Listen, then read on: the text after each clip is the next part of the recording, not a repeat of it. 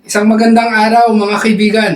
Muli, tayo na po ay pinagkalooban ng Panginoon ng pagkakataon na pansamantala po tayo ay makapagpahinga at makapakinig ng kanyang salita. Alam niyo po, may mga pagkakataon sa buhay ko na naaalala ko yung aking ama na palagi niya akong pinagsasabihan at yung advice na kung paano mamumuhay para maging handa sa aking kinabukasan.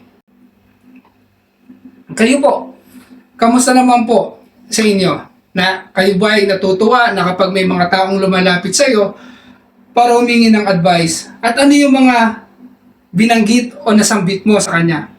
At sa kabilang banda, ikaw naman, meron ka bang taong nilalapitan para humingi ng advice kung paano ka mamumuhay sa iyong dinadanas ngayon? Alam mo, isang bagay po sa umagang ito ang pag-uusapan natin ay yung paano lumakad at mamuhay sa harapan ng Panginoon. Sa ating pong lesson, ang title po is Walk in God's Will. Sa buhay natin, maraming tao yung nagsasabi sa atin na dapat ganito, ito yung gagawin mo, ito dapat ang susundin mo upang ikaw ay maging tama sa harapan ng Panginoon. Sa umaga mong ito, nais ko lamang po ipaalala ang tatlong bagay. Ako po si Pastor Juni, ang ating pong patuloy na ginagawa ang ating swim. Kaya ngayon ang lesson na nais kong ibigay sa inyo na nakalagay po sa ating manual ay yung Walk in God's Will. 3 things. Unang-una is to know, grow, and show. So yun po yung tatlong bagay na ating titignan upang tayo po ay makalakad, no, doon sa nais ng Panginoon sa kalooban niya para sa ating buhay.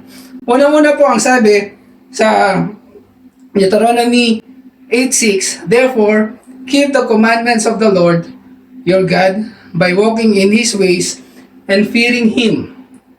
So ito po yung una. Upang ikaw ay makapaglakbay sa mundong ito ng naaayon sa kalooban ng Panginoon, first is to know God. Sino ba ang Diyos sa iyo? At ano ba siya sa buhay mo? Now, the more you know God, the more that you will follow and keep His commandment. At tingnan po natin sa ating practical na pamumuhay. Sa buhay mag-asawa, di ba, the more nakilala mo si Mrs., the more na gagawin mo kung ano yung magpapasaya sa kanya o ano yung tama sa paningin niya. Or si Mr. naman po, no, yung mga kababaihan nating personnel, na kung alam mo kung ano yung gusto ng asawa mo, ayun yung gagawin mo upang maayos ang iyong relasyon, maayos ang iyong buhay bilang mag-asawa. And that is the same principle sa ating pong buhay sa harapan ng Panginoon. The more na meron kang takot sa Kanya, and it is biblical, the fear of the Lord is the beginning of wisdom. If we fear God, if we respect God, if we revere God, this will be a way for us to be able to know Him more.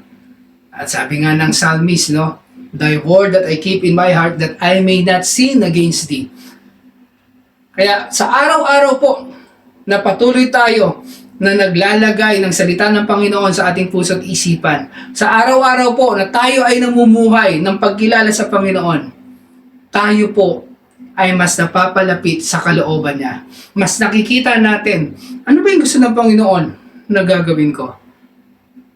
Katulad po sa inyo pong buhay, sa inyong pong pagiging pulis, meron po tayong POP.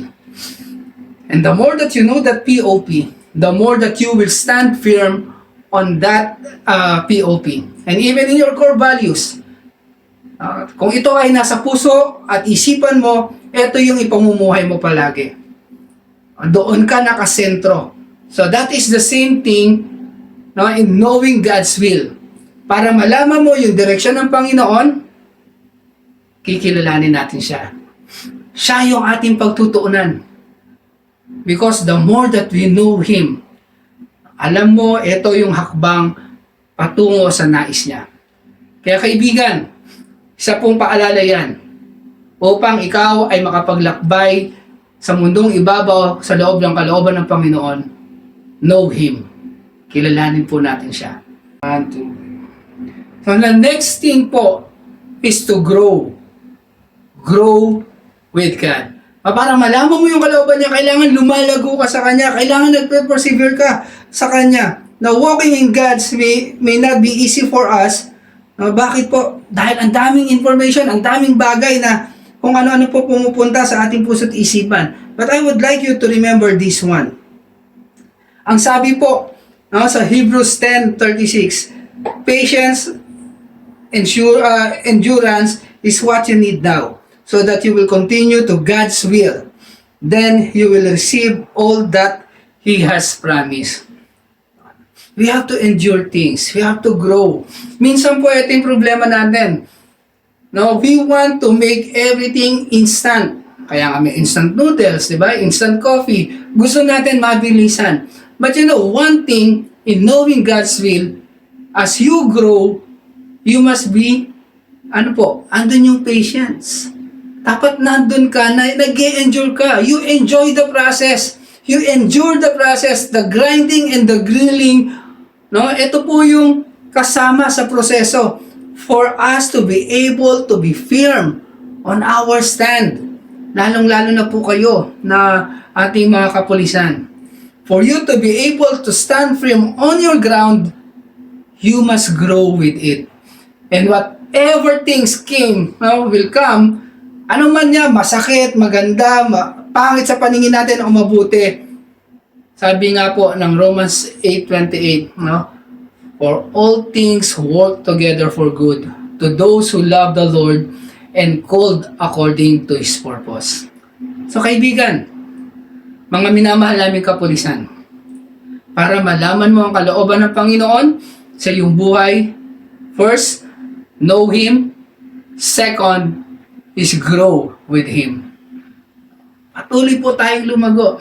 Ano man yung situation na ating kinakaharap ngayon, it is part of the learning process. So you must persevere. You must grow with it. Because as you continue with this grinding and grilling of life, lalo na sa sistema ng mundo, that is the best thing for you to enjoy. That is the best thing for you to learn with God. So grow with Him. Lahat ng proseso. Katulad po yan. Again, balik tayo doon sa buhay pamilya. Di ba?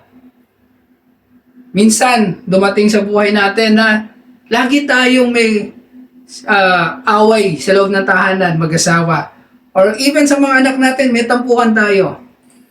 But the more that you grow with Him or with them, the more na nakikita mo, eto pala dapat. Eto pala ang gusto ng asawa ko. Eto pala yung paraan para disiplinahin ko ang anak ko, para i-lead ko ang family ko. Iyon po yung isang larawan na nais ng Panginoon for us. You grow in every process. Dati pinag-aawayan nyo siguro yung totoong na pagkasaing ni Mrs. O yung pagluluto na walang lasa. Pero as time goes on, you grow with her and you know how to appreciate yung kanya pong ginagawa na pagpapakita ng pag-ibig sa iyo. Because that is the process for you at sa kanya. And in the principle, in the context of our life before God, we must grow with Him. You must take everything in your life on a positive way by knowing who God is and growing in His way of teaching us. Wala pong masamang intensyon ng Panginoon sa atin. Ang kanyang intensyon na tayo ay mapalapit sa Kanya. He allowed the trials to come in our life para tayo ay mas lumapit at mas makilala natin ang Kanyang kapangyarihan, ang Kanyang authority sa buhay natin. So again, para malaman natin ang kalooban ng Panginoon ng tuluyan, know Him and grow with Him. And lastly po, para tuluyan po na paalalahanan sa atin, is for us to show. For us to show ano yung buhay kasama ang Panginoon. Alam niyo po ang sinasabi ng 1 Peter 4:2-3? You won't spend the rest of your life chasing your own desires, but you will be anxious to do the will of God. You have had enough in the past of the evil things that godless people enjoy.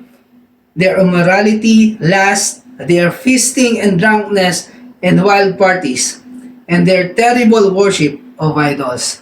You see, that was the life of people without God. Buhay na walang pagkilala sa Panginoon. Ano ang kanilang mga ginagawa? Pag-inom, yung mga lust ang kanilang talagang yung pitak ng laman ang kanilang hinahabol o binagbibigyan. But the more that you know God, the more that you grow with God, the more that you will show a life with God. Kaibigan, hindi ko po hinuhusgahan ang buhay na meron ng bawat isa.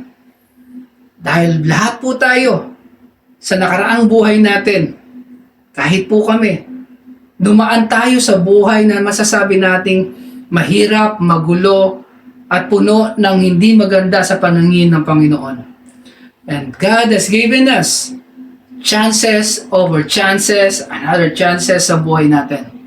And this is the right time for us to show how to live with the true God sa buhay natin.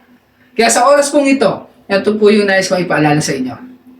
Tignan mo po yung ating buhay sa nakaraan. Evaluate natin. How can we say that we are showing, that we have God? Unang-una po, tignan mo yung relasyon mo sa kapwa mo.